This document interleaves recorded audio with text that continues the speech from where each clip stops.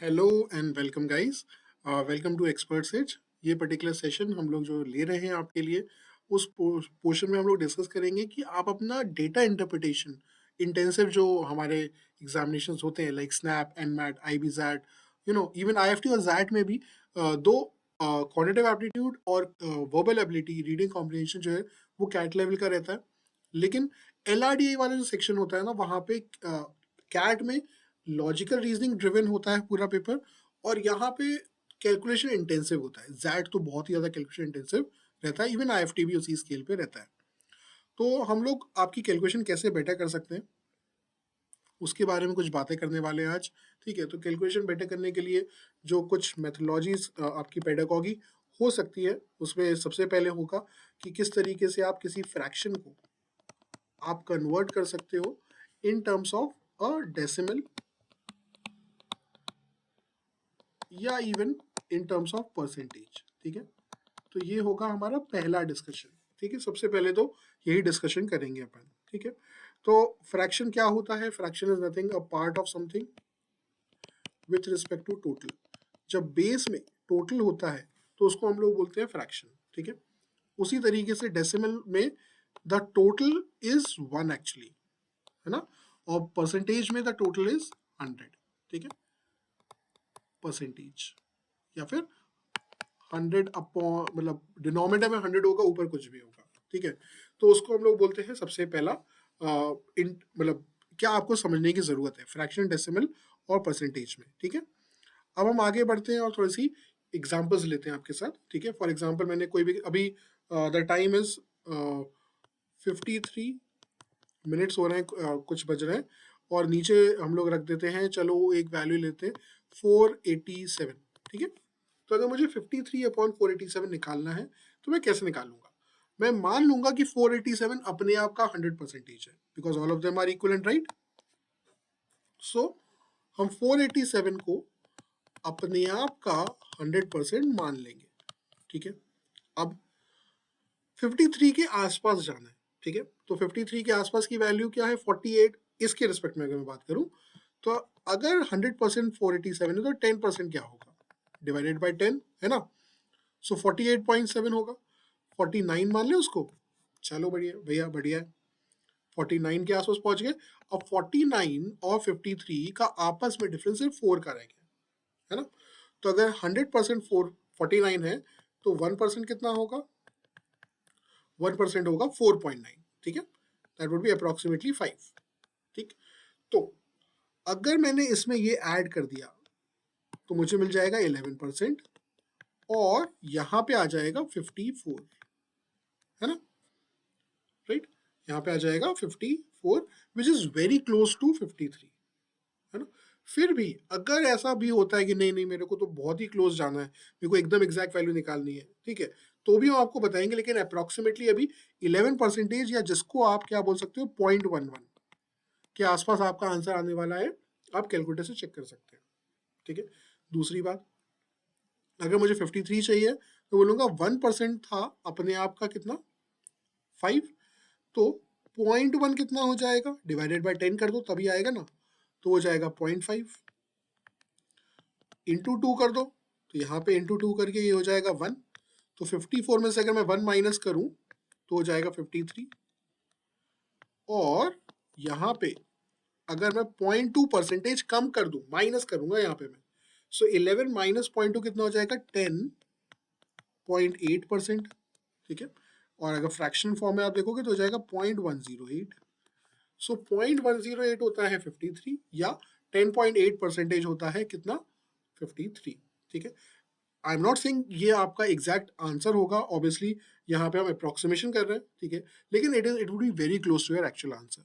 अगर मैं आपको कैलकुलेटर से चेक करके बताऊं तो 53 डिवाइडेड बाय 487 होता है 0.1088, और 0.108 तक का तो हमारा आंसर खुद का आ ही रहा था, है ना।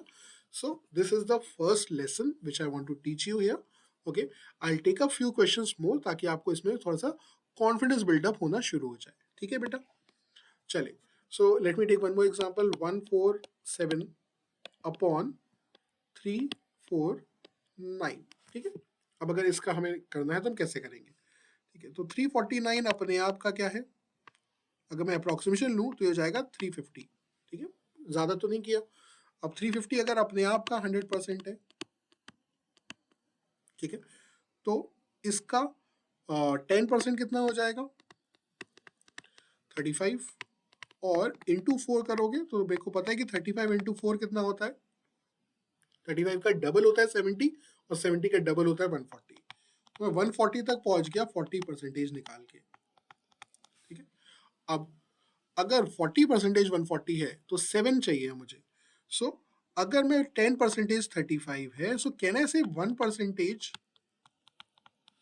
would be 3.5 and this into 2 would be 7। ठीक है, सो 140 प्लस 7 हो जाएगा 147, और यहाँ पे 40 प्लस 2 हो जाएगा 42। So the answer would be 42%।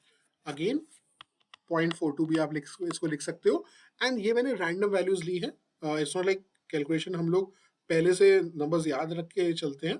ठीक है, सो द आंसर कैलकुलेटर का अगर आप यूज करोगे तो द आंसर इज 0.4212, और देखिए हम लोग 0.42 तक तो पहुंच ही गए थे, राइट।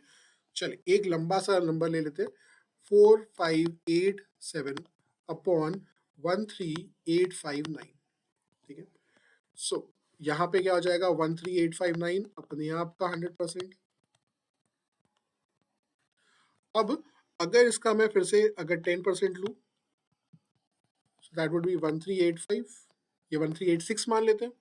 ठीक है, इंटू 3 करें, इंटू 3 करिए, 6 3 18, 8 3 24 प्लस 1 25, 3 3 9, 9 प्लस 2 11, और 3 प्लस 1 4। सो 4158 तक तो हम पहुंच गए, है ना। अब ये है 30%।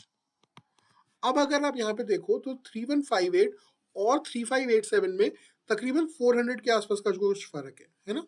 सो अगर 30% इतना होता है तो क्या मैं डिवाइडेड बाय 10 कर दूं इसको, तो 3% हो जाएगा। 3% कितना होगा, 415.8, रफली 416 मान लो। इन दोनों को ऐड करोगे तो क्या आ जाएगा, 6 प्लस 8 14, 5617, 4574। ठीक है, तो 33% तक पहुंच गया मैं। ओके, 1/3 होता है। ठीक है, सो 4574 तक तो मैं आ गया हूँ। आखिरी का कितना बचा है, 3 और यहाँ पे 1, 13 बचा है बस, है ना। सो 13 अगर बचा भी है तो इस 100% को अगर मैं डिवाइडेड बाय 1000 कर दूं तो मुझे क्या मिल जाएगा, 13.857 मिल जाएगा। 13 ही चाहिए था मुझे, है ना। सो डिवाइड बाय 1000 करेंगे तो क्या हो जाएगा, 0.1%। So that would be approximately 13। ठीक है, सो इसमें वो ऐड करना पड़ेगा। सो 33.1% इज अप्रोक्सीमेटली माई आंसर, या फिर इसका 0.331 भी बोल सकते हो। ठीक है, अब कैलकुलेटर से करके देख लेते हैं। 4587 divided by 13859, the answer is 0.3309, and हमारा आंसर 0.331 आया। ठीक है, approximately this is the best method to apply. ठीक है, ये हो गया lesson number 1 for you, fraction को डेसिमल और डेसिमल टू परसेंटेज कन्वर्ट करने का तरीका। ठीक है, हम लोग डिस्कस करेंगे नेक्स्ट तरीका, जहां पे हम लोग परसेंटेजेस में चेंज के बारे में बात करेंगे, और चेंज परसेंटेज के बारे में बात करेंगे, which is a very common thing जब हम डेटा इंटरप्रिटेशन या किसी भी टेबल या ग्राफ्स के बारे में बात करते हैं, तो ये बहुत ही नॉमिनल चीज होती है। ठीक है, चलिए, सो इनिशियल कुछ होता है, फाइनल कुछ बन जाता है। इस इनिशियल और फाइनल के बीच के गैप को ही तो हम लोग चेंज बोलते हैं। So initial plus change is called final. Okay, change percentage is called change which is happening with respect to the initial into 100। अब ये जो आपके सामने में ये दो फॉर्मूले लिखे हैं ना, these two are very basic and very important formulas for examination. ठीक है, क्यों, क्योंकि ये सिर्फ डेटा इंटरप्रिटेशन में आपके काम में नहीं आएंगे, ये आपके profit and loss, markup and discount, simple interest, compound interest, percentages, successive percentages, ये सभी पूरी अर्थमेटिक का सबसे इंपॉर्टेंट पार्ट है ये। ठीक है, to be very true, data interpretation is nothing but percentages and averages। So अगर आपको ये दो टॉपिक्स आते हैं तो आपको डेटा इंटरप्रिटेशन आता है। एक एक्स्ट्रा नॉलेज आपके पास होनी चाहिए how to actually read the data, ठीक है, रीडिंग द डेटा और द ग्राफ्स। तो ये तीन चीजें आपकी इंपॉर्टेंट होती है इस पूरे सिनेरियो में, ठीक है। अब इस पर्टिकुलर चीज का यूज कैसे होता है? फॉर एग्जाम्पल ये हमारा ग्राफ है, ठीक है, यहाँ पे बताया गया है कि 2001 में, 2002 में, 2003 में, 2004 में, ठीक है। कुछ सेल फिगर्स गिवन है, यहाँ पे इतना था, फिर इतना हुआ, फिर इतना हुआ एंड फिर इतना हुआ, ठीक है। तो अगर ये सेल फिगर्स कुछ ऐसे हैं, मान लेते हैं दिस इज सम 40, ठीक है, this is 25, okay, this is some 60, this is some 50, okay. So ये कुछ हमारे सेल फिगर्स हमें गिवन थे। अब फर्स्ट थिंग फर्स्ट, यहाँ पे अगर वो मेरे से ये पूछे कि what is the percentage change from 2001 to 2004, from 01 to 04, what is the percentage change, ठीक है। तो मुझे क्या करना है, 01 से लेकर 04 तक का मुझे कोई एवरेज नहीं लेना, मेरे को इनिशियल वैल्यू देखनी है, मेरे को फाइनल वैल्यू देखनी है। Initial value is 40, final value is 50, the change which happened here is 10, okay, the initial was, जो पहले है वही तो इनिशियल होगा ना, would be 40, so this would become my answer, और 1/4 is nothing but 25%, ठीक है।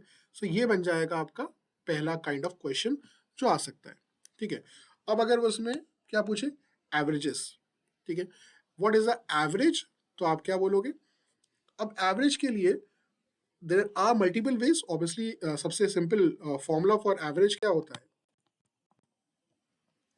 It is sum of all terms upon number of terms, ठीक है। तो ये सबसे पहला फॉर्मूला होता है एवरेज का, ठीक है। सम ऑफ ऑल टर्म्स क्या होगा, यहाँ पे हो जाएगा 40 प्लस 25 प्लस 60 प्लस 50, है ना। नंबर ऑफ टर्म्स कितने हैं, 4 है, इसको डिवाइड कर दोगे आपका आंसर आ जाएगा, ठीक है। But this is not just the only way, ठीक है, there are multiple ways as well, ठीक है, यहाँ पे भी है। तो उसके मल्टीपल वेज क्या हो जाएंगे, उसके बेटर वेज क्या हो जाएंगे? The better ways can obviously be the deviation logic, ठीक है।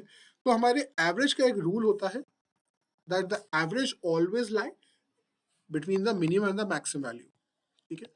the average always lie between the minimum and the maximum value, जिसका मतलब क्या है कि हमारा जो एवरेज है वो मिनिमम वैल्यू 25 है, मैक्सिमम वैल्यू 60 है, इसके बीच में लाई करेगा। बड़ी नॉर्मल सी बात है, ठीक है, लेकिन ये इंपॉर्टेंट बहुत है, ठीक है। दूसरा रूल क्या है, द सम ऑफ डेविएशंस,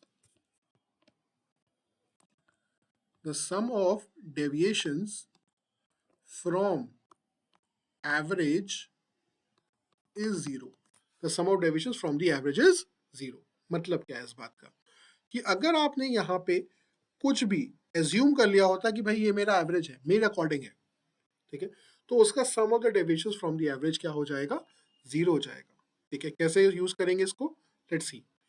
अगर मैंने मान लिया कि मेरा एवरेज ही 40 है, तो what is the deviation of 40 with 40? Zero. What is the deviation of 40 with 25? It is -15। 25 क्या है, कम है 40 से, कितना कम है, 15 कम है, ठीक है। 50 क्या है, +5 +10 है, सॉरी। 60 क्या है, +20 है। तो नेट डेविएशन क्या होगा, 20 + 10 30 -15, ओके, 15। तो 40 के रिस्पेक्ट में the net deviation is plus का 15, जो कि इक्वली बढ़ जाएगा 4 वैल्यूज में, ठीक है। सो हो जाएगा 4 3 ज़ा 12, बचेगा 3/4 which is nothing but 0.75। 40 plus this much would be 43.75। तो ये मेरा एवरेज हो जाएगा, ठीक है। सो दिस इज द मेथड जो बहुत ज़्यादा यूज होता है, ठीक है। अभी हमने वेटेड एवरेज, एलिगेशन सबके बारे में बात नहीं करी है, अभी तो मैं आपको बस ओवरऑल एक इंट्रोडक्शन दे रहा हूँ, ठीक है। So this would be the second rule, clear है, ठीक है। सो मैंने अभी आपके साथ क्या रूल्स डिस्कस करे, कैलकुलेशन फ्रैक्शन टू डेसिमल, और मैंने डिस्कस किया इनिशियल, चेंज और फाइनल का लॉजिक, ठीक है। चेंज परसेंटेज क्या होता है हमने वो भी डिस्कस किया, ठीक है। अब परसेंटेज चेंज और परसेंटेज पॉइंट चेंज, ठीक है। परसेंटेज चेंज और परसेंटेज पॉइंट चेंज में डिफरेंस क्या होता है, ठीक है, ध्यान सुनना मेरी बात, ठीक है। एक चीज, the sales was the sales through let's say Audi, ठीक है। The Audi sales, Audi A8 sales of the complete range of Audis, A8 से सेल्स 20% आती है, ठीक है। The percentage change of 30% is seen, ठीक है। और percentage point change of 30% is seen. दोनों बातों का बहुत मेजर डिफरेंस होता है, ठीक है।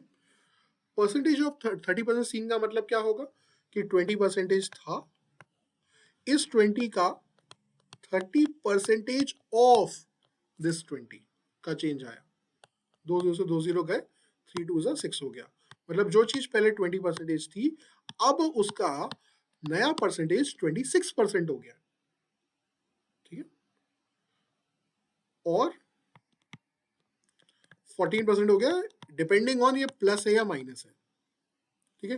20 - 6 14 भी हो सकता है क्योंकि उसने परसेंटेज चेंज बोला, इंक्रीज या डिक्रीज नहीं बोला है, ठीक है। क्लियर। पहली चीज, परसेंटेज पॉइंट चेंज का मतलब क्या होगा, जो चीज 20 थी उसमें प्लस का 30 कर दो, इसका मतलब 50% हो गया है। ऑब्वियसली माइनस तो नहीं होगा क्योंकि नेगेटिव तो नहीं हो सकता ना, ठीक है। So that is the thing. So percentage point change में नॉर्मल एडिशन होता है, परसेंटेज चेंज में चेंज जो होता है वो with respect to the initial होता है, ठीक है। ये बहुत इंपॉर्टेंट लॉजिक है, ठीक। अब ये थे कुछ फाउंडेशन चीजें, ठीक है। हमने एवरेज के बारे में डिस्कस किया, अभी हमने वेटेड एवरेज और अच्छे कंसेप्ट के बारे में डिस्कस भी नहीं किया है, ठीक है। But if we have to discuss some of the few more questions on averages, तो वो भी मैं आपके साथ डिस्कस कर लेता हूँ, which is also a very important part, ठीक है। ये जो एवरेज निकालने का तरीका था वो मैं और आपके साथ थोड़ा सा डिस्कशन कर लेता हूँ।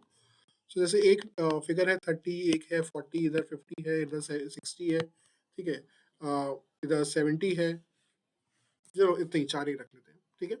सो ये जो मैंने बात बोली थी ना, that the average, the sum of the deviations from the average zero, ठीक है, वो उसका मतलब क्या है। इस पूरे का डेविएशन कितना होगा, या इस पूरे का एवरेज, चलो एक और वैल्यू 70 भी ले लेते हैं। इन सब वैल्यूज का जो एवरेज है वो मैं देखते साथ बोल सकता हूँ द आंसर वुड बी 50, ठीक है। रीजन बताता हूँ, ठीक है। अब एज्यूम कर लो, एज्यूम कर लीजिए कि 50 ही एवरेज है, ठीक है। सो 50 मेरे हिसाब से एवरेज है, आप भी एज्यूम कर लीजिए थोड़ी देर के लिए। अब देखते हैं 30 विथ रिस्पेक्ट टू 50 क्या है, कम है तो माइनस, कितना कम है, 20 कम है। 40 विथ रिस्पेक्ट टू 50 कितना है, कम है, कितना कम है, 10 कम है। 50 विथ रिस्पेक्ट टू 50 कितना है, 0 है। 60 विथ रिस्पेक्ट टू 50 कितना है, ज्यादा है, कितना ज्यादा है, 10 ज्यादा है। 70 विथ रिस्पेक्ट टू 50 कितना है, ज्यादा है, 20 ज्यादा है। The sum of the deviations कितना हो जाएगा, 0, ठीक है। -10 +10 आपस में कट, +20 -20 आपस में कट, 0 तो 0 है ही, ठीक है। अब ये मैं क्यों बता पाया, क्योंकि ये तीसरा रूल है, okay. The third rule of averages is what, in arithmetic progression the middle term is the average. Middle term मेरा एवरेज हो जाता है, कहाँ पे होता है, अर्थमेटिक प्रोग्रेशन में होता है, ठीक है। तो अगर टर्म्स आपके अर्थमेटिक प्रोग्रेशन में है, सो जो मिडिल टर्म होगा, बीच वाला टर्म होगा, वो आपका एवरेज होगा। यहाँ पे 30 40 50, 30 40 50 60 70 में जो ये मिडिल टर्म था दैट वाज 50, इसलिए मैंने देखते साथ बोल दिया था वो मेरा एवरेज है, ठीक है। सो डिवीजन लॉजिक मैंने आपके साथ डिस्कस किया, एंड ये अर्थमेटिक प्रोग्रेशन में क्या होता है वो भी मैंने आपके साथ डिस्कस किया। एक और यहीं पे मिडिल टर्म की जगह मैं ये बात और लिख देता हूँ, middle term is the average और the first term plus the last term upon 2 is the average, ठीक है। जरा देखो, 30 plus 70, 100 upon 2, 50 is the average. ये होता सिर्फ कहाँ पे है? ये होता सिर्फ है अर्थमेटिक प्रोग्रेशन में, ठीक है? सो इस क्लास का, ये छोटी सी जो क्लास मैंने ली है, उसका मोटो बहुत ज़्यादा बड़ा नहीं था। मैं आपके साथ बस कुछ नॉर्मल चीज़ें डिस्कस करना चाह रहा था, जो आपकी शायद कोई कैलकुलेशन बेटर करे। This is just part one of the video. हम और वीडियोस लेके आएंगे, डिपेंडिंग ऑन आप इस पर्टिकुलर वीडियो कितना लाइक करते हो, कितना समझते हो, ठीक है? इस पे कमेंट करके आप मेरे को बताते हो कि did you like the session और not, and depending on that will bring up more sessions for you. चलिए आज इतना ही करते हैं। Thank you guys.